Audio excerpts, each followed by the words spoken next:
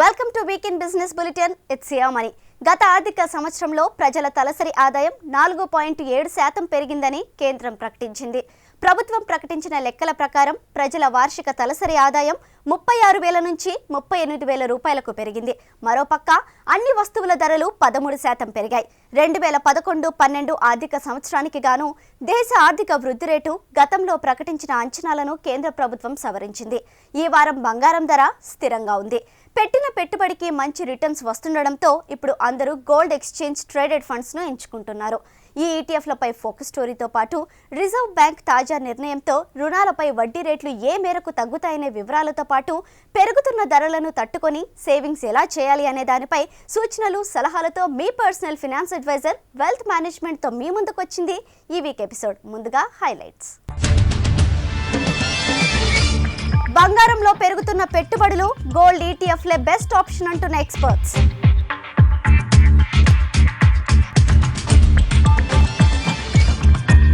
Repo రేటును 0.5% తగ్గించిన RBI, రుణాలపై తగ్గనున్న వడ్డీ రేట్లు.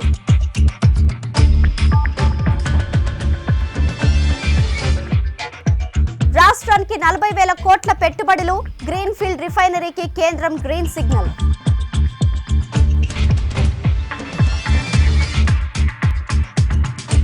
పెరిగిన ఖర్చులు, పెరగని ఆదాయం, ప్లానింగ్ ఉంటేనే సేవింగ్స్ సాధ్యమంటున్న అడ్వైజర్స్. బంగారం ధర గత కొన్నేళ్లుగా పరుగులు పెడుతూనే ఉంది. ఇప్పుడు కాస్త దిగి వచ్చినా మళ్ళీ పెరిగే సూచనలు కనిపిస్తున్నాయి.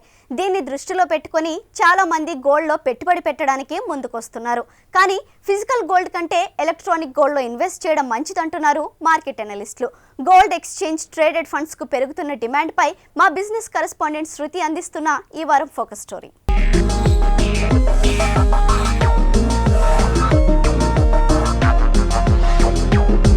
బంగారం మనకు సెంటిమెంట్. కేవలం ఆభరణంలానే కాకుండా పెట్టుబడిగా కూడా బంగారాన్ని నమ్ముకున్న వాళ్ళు ఎందరో. అయితే ఇన్నేళ్లు బంగారం కళ్ళం లేని గుర్రంలా పరిగెడుతున్నప్పటికీ కొనుగోళ్లు మాత్రం తగ్గలేదు. కానీ భరించలేని స్థాయిలో బంగారం ధరలు పెరగడంతో గతంలో రాగా రిటర్న్స్ వస్తాయో లేదో అనే సందిగ్ధత నెలకొంది. ఫిజికల్ గోల్డ్పై భద్రత కరువవుతుండడంతో బంగారంపై పెట్టుబడి పెట్టాలనుకునే వాళ్ళు గోల్డ్ ఈటీఎఫ్ల వైపు మొగ్గు చూపుతున్నారు.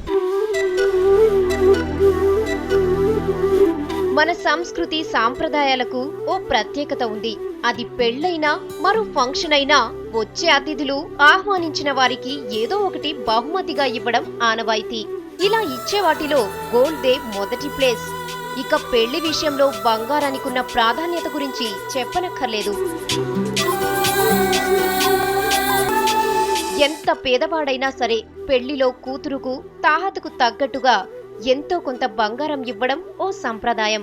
ఇలా ప్రతి సందర్భంలోనూ బంగారాన్ని ఓ మంగళకరమైన వస్తువుగా భావిస్తాం. భారతీయుల జీవన విధానంలో ఇంతగా ముద్ర వేసుకున్న బంగారం ధర 33,000 రూపాయల గరిష్ట స్థాయి నుంచి 30,000 స్థాయికి దిగివచ్చింది. అయినా ఇప్పటికీ ఈ ధర భారమేనంటున్నారు సామాన్యులు.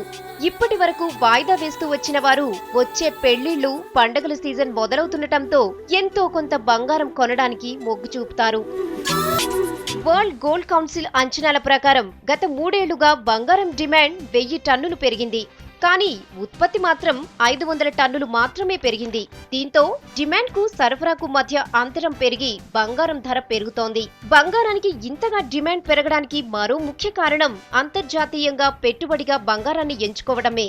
యూరప్, అమెరికా ఆర్థిక వ్యవస్థల్లో వృద్ధి రేటు బాగా తగ్గిపోవడంతో ఇన్వెస్టర్లు తమ డబ్బును స్టాక్ మార్కెట్లో పెట్టడానికి ఇష్టపడటం లేదు.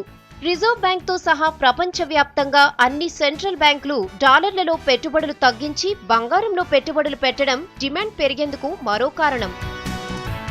పెట్టుబడిగా ఫిజికల్ గోల్డ్ కంటే అందరూ ఇప్పుడు గోల్డ్ ఎక్స్చేంజ్ ట్రేడెడ్ ఫండ్స్ ను ఎంచుకుంటున్నారు. ఈ ఈటీఎఫ్లు దాదాపు మ్యూచువల్ ఫండ్ లో ఇన్వెస్ట్ చేసిన మాదిరిగానే ఉంటాయి. ఎస్బీఐ, ఆంధ్ర బ్యాంక్ లాంటి పబ్లిక్ సెక్టర్ బ్యాంకులతో పాటు ఐడీబీఐ, ఐసీఐసీఐ, యాక్సిస్ లాంటి ప్రైవేట్ రంగ బ్యాంకులు గోల్డ్ ఈటీఎఫ్లను ఆఫర్ చేస్తున్నాయి. గోల్డ్ ఈటీఎఫ్లలో పెట్టుబడి పెట్టాలంటే డీమ్యాట్ అకౌంట్ ఉండాలి. దీనికి గాను కొంత బ్రోకింగ్ ఫీజుతో పాటు ఎంట్రీ ఫీజును ఛార్జ్ చేస్తారు.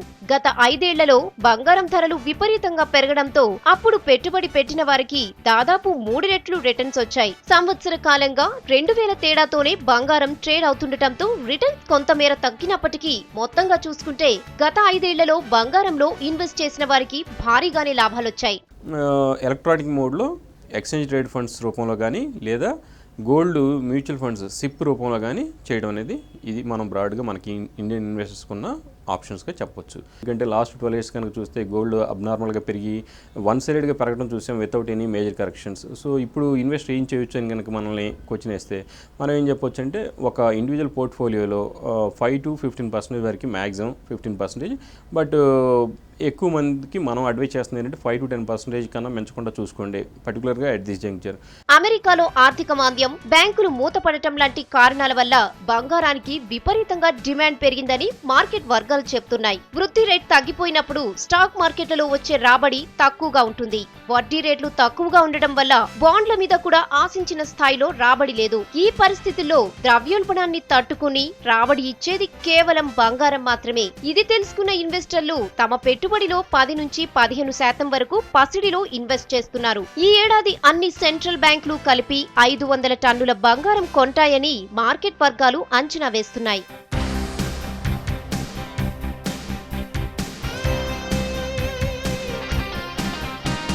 బంగారం అనగానే మనవాళ్లు ఆభరణాలు కొనడానికే ప్రాధాన్యతనిస్తారు. ఇక పెట్టుబడిగా పెట్టాలంటే నాణేలు, బిస్కెట్లు కొంటుంటారు. అయితే నిజానికి పుత్తడిలో పెట్టుబడి పెట్టడానికి ఇవేవి సరైన పద్ధతులు కావంటున్నారు మార్కెట్ అనలిస్టులు. ఇవేవి మార్కెట్ ధరకు దొరకవు. పైగా నాణ్యత, భద్రత పరంగా చాలా సమస్యలుంటాయి. అందుకే పెట్టుబడి సలహాదారులు ఎక్స్చేంజ్ ట్రేడెడ్ ఫండ్ల ద్వారా బంగారంలో పెట్టుబడి పెట్టడం మంచిదని సూచిస్తున్నారు. ఇందులో 1 గ్రామ్ నుంచి ఎంతైనా ఇన్వెస్ట్ చేయొచ్చు.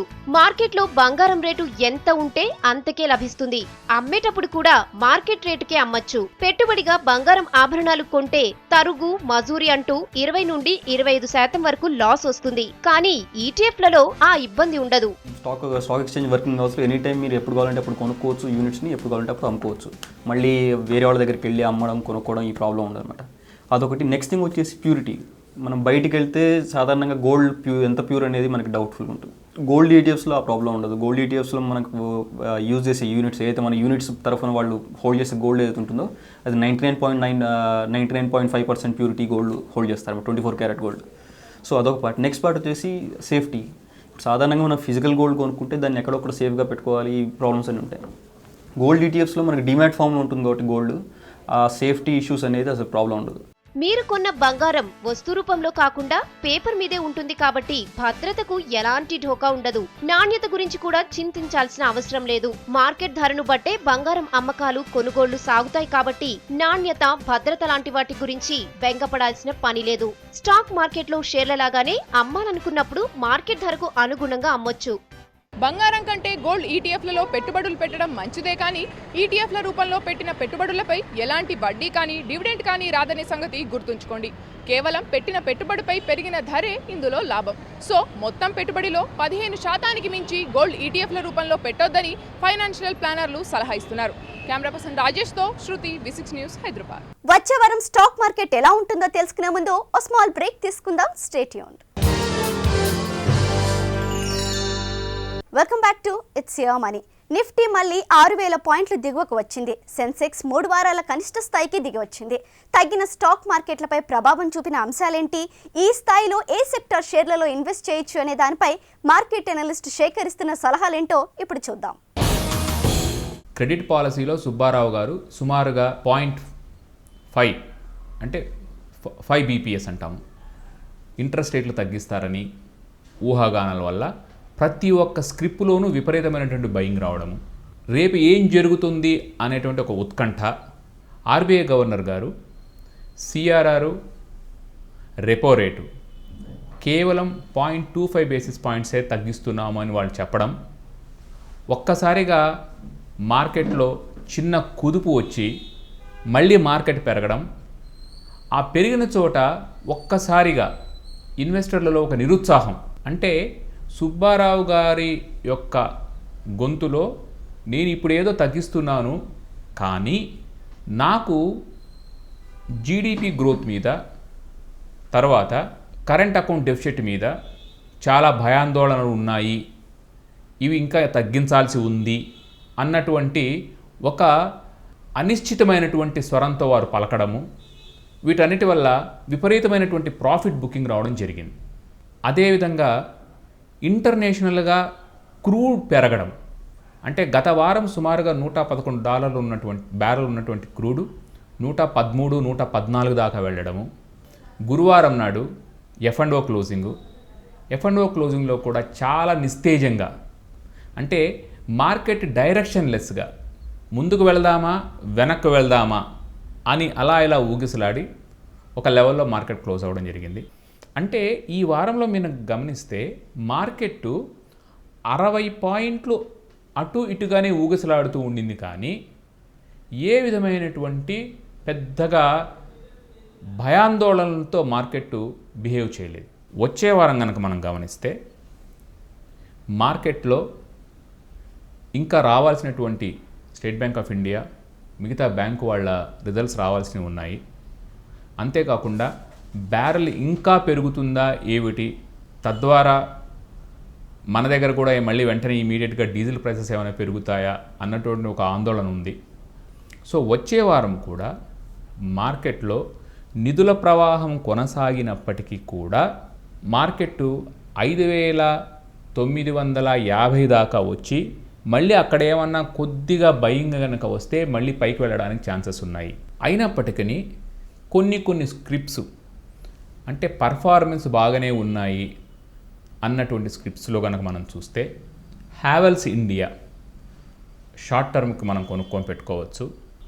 కొన్ని ఫార్మా కంపెనీల్లో కూడా కొద్దిగా ఇన్వెస్ట్ చేసుకొని అరవిందో ఫార్మా కానీ సిప్లా కానీ కొనుక్కొని పెట్టుకోవచ్చు. వచ్చే వారం కూడా మార్కెట్ విపరీతమైన ధోరణిలో ఉంటుంది. ఇన్వెస్టర్స్ హ్యూజ్ పొజిషన్స్ తీసుకోకండి. అది షార్ట్ పొజిషన్స్ అయినా లాంగ్ పొజిషన్స్ అయినా హ్యూజ్ తీసుకోకుండా మన రేంజ్లో మనం ఉండడం బెటరు. ప్రస్తుతం ఉన్నటువంటి వడ్డీ రేట్లతో కంపేర్ చేసుకుంటే వారానికి 2%, 3% రావడం కూడా చాలా పెద్ద మొత్తమే. చాలా ఆచితూచి వ్యవహరించండి. ఈ వారంలో మనం చెప్పుకోబోయే స్క్రిప్ట్స్ నేను ఆల్రెడీ చెప్పాను. పంజాబ్ నేషనల్ బ్యాంక్ కొనుక్కోవచ్చు, అలాగే హ్యావెల్స్ ఇండియా కొనుక్కోవచ్చు, ఎస్ బ్యాంక్ కొనుక్కోవచ్చు, యాక్సిస్ బ్యాంక్ కొనుక్కోవచ్చు. వీటన్నిటినీ కూడాను మన దగ్గర ఒక ₹1,00,000 కనుక ఉంది అనుకుంటే కేవలం 50,000 మాత్రమే ఇన్వెస్ట్ చేసి కొద్దిగా అది 20 షేర్లు కావచ్చు, 30 షేర్లు కావచ్చు ఇన్వెస్ట్ చేసి వాటి మీద ఒక 4%, 5% ప్రాఫిట్ వచ్చినా కూడా బుక్ చేసుకోండి. మళ్ళీ పడినప్పుడు మళ్ళీ మార్కెట్లో ఎంటర్ అవ్వచ్చు. 9 నెలల తర్వాత రిజర్వ్ బ్యాంక్ కీలక రేట్లను తగ్గించింది. రెపో రేటు 25 బేసిస్ పాయింట్ల తగ్గింపుతో బ్యాంకులు గృహ వాహన రుణాలపై వడ్డీ రేటు 0.5% తగ్గించేందుకు సిద్ధమవుతున్నాయి. ఈ వివరాలతో పాటు ఈ వారంలో చోటు చేసుకున్న బిజినెస్ న్యూస్ను ఇప్పుడు బ్రీఫ్గా చూద్దాం.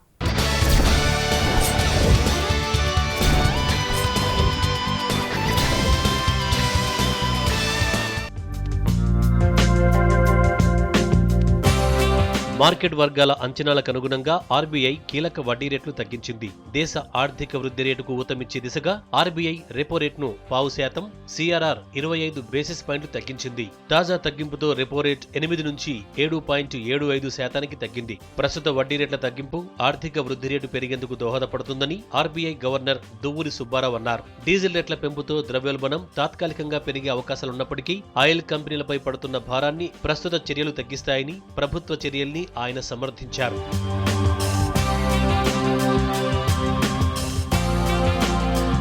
Earlier this morning, we put out the policy review document based on an assessment of the current macroeconomic situation. We've decided to reduce the policy repo rate under the Liquidity Adjustment Facility, LAF, by 25 basis points, bringing it down from 8% to 7.75%. Reserve bank ప్రకటించిన ప్రస్తుత విధాన పరపతి సమీక్షలో నగదు నిల్వల నిష్పత్తిని 25 basis పాయింట్లను తగ్గించింది. ఏడాది కాలంలో రిజర్వ్ బ్యాంక్ ఇప్పటి వరకు సిఆర్ఆర్ ను 100 బేసిస్ పాయింట్లు తగ్గించింది. 25 బేసిస్ పాయింట్ల తగ్గింపుతో ప్రస్తుతం సిఆర్ఆర్ 4.5% నుంచి 4% తగ్గింది. సిఆర్ఆర్ తగ్గింపుతో ఆర్థిక వ్యవస్థలోకి సుమారు 18,000 కోట్ల రూపాయలు అందుబాటులోకి రానున్నాయి. నగదు లభ్యతపై ఇబ్బందులు ఎదుర్కొంటున్న బ్యాంకులకు ఇది ఊరటనిచ్చే అంశం.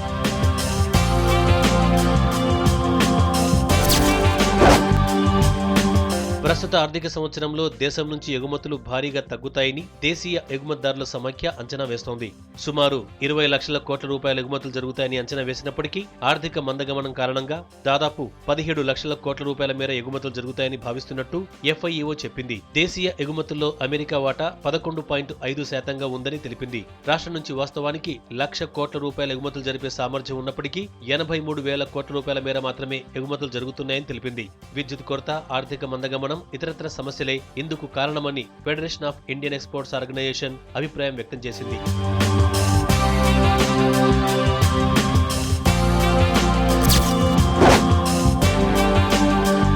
ఆర్థిక లోటును పూడ్చుకోవడానికి కేంద్రం ఇటీవలి కాలంలో ఆదాయ మార్గాలపై దృష్టి సారించింది. ఇందులో భాగంగానే డీజిల్, వంట గ్యాస్ సబ్సిడీలపై కొరడా జలిపించింది. ఇప్పుడు డివిడెండ్ పంపిణీ పన్నుపైన ప్రభుత్వం కన్నేసినట్టు తెలుస్తోంది. డివిడెండ్ పై పన్ను పెంచడానికి కేంద్ర ఆర్థిక శాఖ వర్గాలు తీవ్రంగా కసరత్తు చేస్తున్నాయి. ప్రస్తుతం డివిడెండ్ పంపిణీ పన్ను రేటు 15% ఉండగా దీనిపై 5% సర్చార్జ్, 3% ఎడ్యుకేషన్ సెస్ కలిపి మొత్తం దాదాపు 16.33% అవుతుంది. ఇప్పుడు దీన్ని పెంచాలని, పెంచితే ఎంత మేరకనే యోచనలో కేంద్ర ప్రభుత్వం ఉంది. ప్రస్తుతం 15%గా ఉన్న డివిడెండ్ పంపిణీ పన్నును 20% చేస్తూ వచ్చే బడ్జెట్లో నిర్ణయం ప్రకటించే అవకాశాలున్నాయని మార్కెట్ వర్గాలు అంచనా వేస్తున్నాయి. డివిడెండ్ చెల్లించినప్పుడు లాభపడేది కంపెనీ ప్రమోటర్లే కాబట్టి దీనిపై పన్ను పెంచినా సాధారణ మదుపుదారులకు ఎలాంటి ఇబ్బంది ఉండదన్న ఆలోచనలో ఉన్నాయి ప్రభుత్వ వర్గాలు.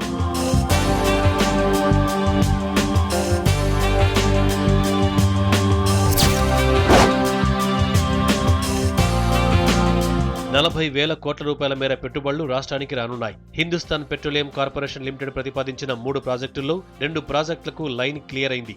HPCL పెండింగ్ ప్రతిపాదనల గురించి చర్చించి 40,000 కోట్ల రూపాయల పెట్టుబడులకు సంబంధించిన 2 ప్రాజెక్టులకు వీరప్ప మొయిలీ గ్రీన్ సిగ్నల్ ఇచ్చారు. విశాఖపట్నంలోని HCL రిఫైనరీని 8.5 మెట్రిక్ టన్నుల వార్షిక సామర్థ్యం నుంచి 15 మెట్రిక్ టన్నుల సామర్థ్యానికి విస్తరిస్తామని హామీ ఇచ్చారు. విశాఖ, కాకినాడ తీరంలోని పెట్రోలియం, రసాయనాలు, పెట్రో రసాయనాల పెట్టుబడుల ప్రాంతంలో 9 MPTA సామర్థ్యం గల కొత్త గ్రీన్ఫీల్డ్ రిఫైనరీ ఏర్పాటుకు గ్రీన్ సిగ్నల్ ఇచ్చారు. ప్రాజెక్టుకు సంబంధించిన భూ కేటాయింపులు, ఇతర మౌలిక వస్తువుల్ని త్వరలోనే సమకూరుస్తామని తెలిపారు.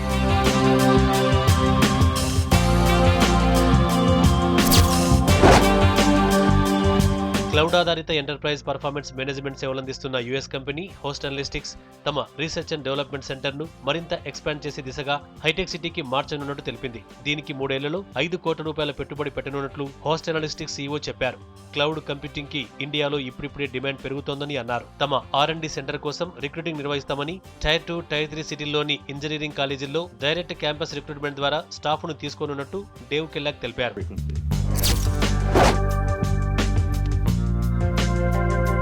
ప్రభుత్వ రంగ బ్యాంక్ అయిన సెంట్రల్ బ్యాంక్ డిసెంబర్ 2012తో ముగిసిన థర్డ్ క్వార్టర్లో మంచి ఆర్థిక ఫలితాలు ప్రకటించింది. ప్రస్తుత ఆర్థిక సంవత్సరం మొదటి 9 నెలల్లో 3,70,000 కోట్ల రూపాయల వ్యాపారం జరగగా హైదరాబాద్ జోన్లో 25,000 కోట్ల రూపాయల మేరకు బిజినెస్ జరిగినట్లు central bank field general manager Ilangovan తెలిపారు. పోయినేడాదితో పోలిస్తే 50% వృద్ధి రేటుతో 180 కోట్ల రూపాయల నికర లాభం సాధించినట్లు ఇలంగోవన్ చెప్పారు. ప్రస్తుత ఆర్థిక సంవత్సరం చివరి నాటికి డిపాజిట్లలో 20% వృద్ధి సాధించాలని బ్యాంక్ లక్ష్యంగా పెట్టుకుంది.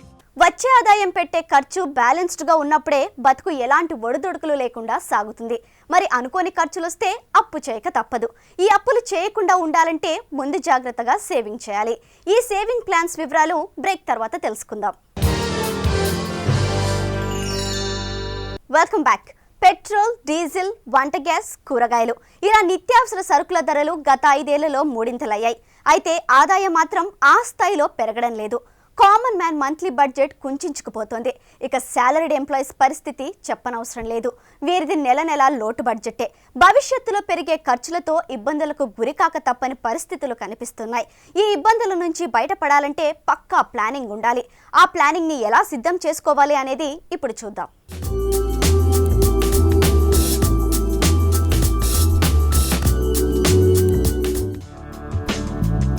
ఎకనామిక్ స్లోడౌన్, ఆర్థిక మందగమనం, దీనివల్ల ఎన్ని కష్టాలో.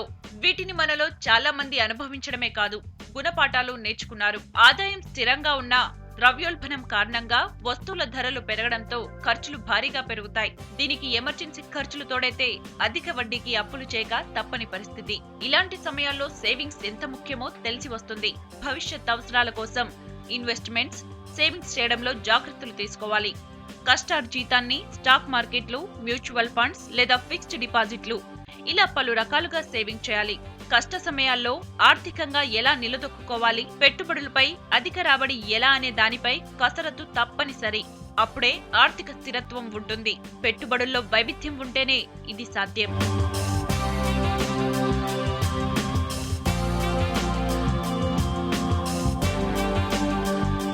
ఏ పనైనా ఓ పద్ధతి ప్రకారం చేయాలి. ఇది పెట్టుబడి కావచ్చు, సేవింగ్స్ కావచ్చు, మరేదైనా కావచ్చు. చిన్న మొత్తాలుగా దీర్ఘకాలానికి చేసే సేవింగ్స్ ఎప్పుడూ భారీ రిటర్న్స్ నే ఇస్తాయి. నెల నెలా వచ్చే ఆదాయంలో కొంత మొత్తం సేవింగ్స్ కోసం కేటాయించాలి. రోజు రోజుకు ఖర్చులనేవి పెరుగుతూనే ఉంటాయి. ఖర్చులకు తగ్గ ఆదాయం రాకపోతే సేవింగ్స్ చేయడం కష్టమవుతుంది. మనకు తెలియకుండానే చాలా ఖర్చులకు అలవాటు పడిపోతాం. వస్తున్న ఆదాయానికి సరిసమానంగా ఖర్చులు కూడా సిద్ధంగా ఉంటాయి. దీన్ని దృష్టిలో పెట్టుకుని వెసులుబాటు ఉన్నప్పుడే ఎక్కువ మొత్తంలో పొదుపు చేస్తే భవిష్యత్తుకు భరోసా ఉంటుంది.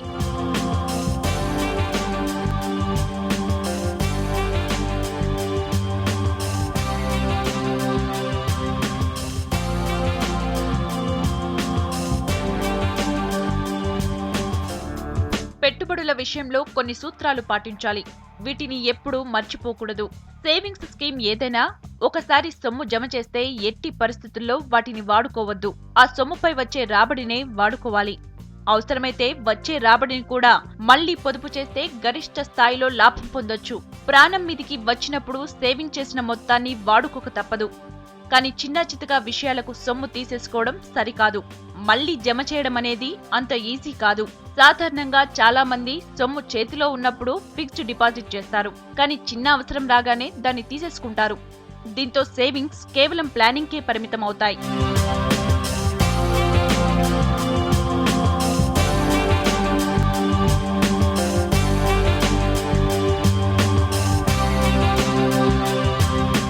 పెట్టుబడి పెట్టాలనుకున్నప్పుడు విలువ పెరిగే ఆస్తులపైనే పెట్టాలి. చాలా మంది హడావిడిగా ఎవరో చెప్పారని అప్పు తెచ్చి మరీ విలువ పెరగని ఆస్తులపై ఇన్వెస్ట్ చేస్తారు. ఇవి అప్పటికప్పుడు వచ్చే అవసరాలు తీర్చొచ్చు, కానీ కొంతకాలానికి ఆ ప్రాపర్టీ విలువ తగ్గిపోతుంది. ఆ విషయంలో చాలా మంది పొరపాటు చేస్తారు. చేతిలో ఉన్న సొమ్ముతో ఇలాంటి వాటిలో పెట్టుబడి పెడితే పెద్దగా సమస్య ఉండదు. కానీ అప్పు చేసి తెచ్చిన సొమ్మును రోజులు గడిచే కొద్దీ విలువ తగ్గే ఆస్తులపై పెట్టుబడి పెట్టడం సరైన పద్ధతి కాదు. ఆర్థిక అవసరాలు పెరుగుతున్న ఈ రోజుల్లో ఇది మంచిది కాదు. అప్పులు చేసి ఇలాంటి వాటిల్లో పెట్టుబడి పెడితే చివరకు ఇబ్బందులకు గురి కావాల్సి వస్తుంది.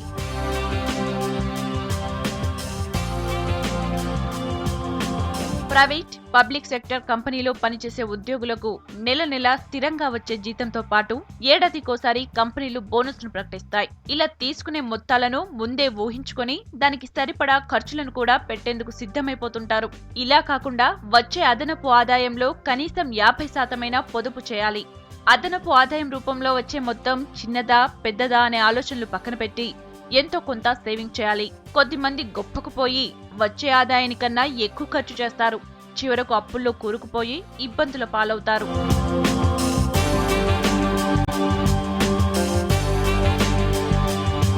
అందరి ఆర్థిక పరిస్థితి, వచ్చే ఆదాయం ఒకేలా ఉండదు. పెట్టుబడులపై కూడా అందరికీ ఒకే స్థాయిలో రిటర్న్స్ కూడా ఉండవు. కష్టపడి సంపాదించిన సొమ్ముల నుంచి చేసే సేవింగ్స్ పై వచ్చే రాబడి పెరిగే విధంగా ఉండాలి. అలా కాకుండా ఎవరినో ఫాలో అయ్యి లాభం వస్తుందని సొమ్మంతా ఒకే చోట పెట్టుబడి పెట్టేస్తుంటారు. ఇది ఆశించిన స్థాయిలో లాభాలనివ్వదు. సేవింగ్ చేసిన సొమ్ముపై ఎలాంటి పరిస్థితుల్లో నష్టం మూటకట్టుకోవద్దు. మన సొమ్ముకు మనమే కాపలా అనే విషయాన్ని గుర్తు పెట్టుకుని పొదుపు చేస్తే ఎలాంటి పొరపాట్లకు అవకాశం ఉండదు. దీనికి తోడు ఆర్థికంగా నిలదొక్కుకోవాలనే కలలు నిజమయ్యే అవకాశము ఉంటుంది. చూశారుగా, ప్రణాళిక ప్రకారం సేవింగ్ చేస్తే ఉండే లాభాలు. సో లేట్ ఎందుకు, తాహతకు తగ్గ సేవింగ్స్ చేయడం మొదలు పెట్టండి. ఇవి ఈ వారం ఇట్స్ యువర్ మనీ ఎపిసోడ్ విశేషాలు. వచ్చే వారం మరిన్ని ఇంట్రెస్టింగ్ బిజినెస్ న్యూస్తో మళ్ళీ మీ ముందుకు వస్తాం. Till then bye and have a nice weekend.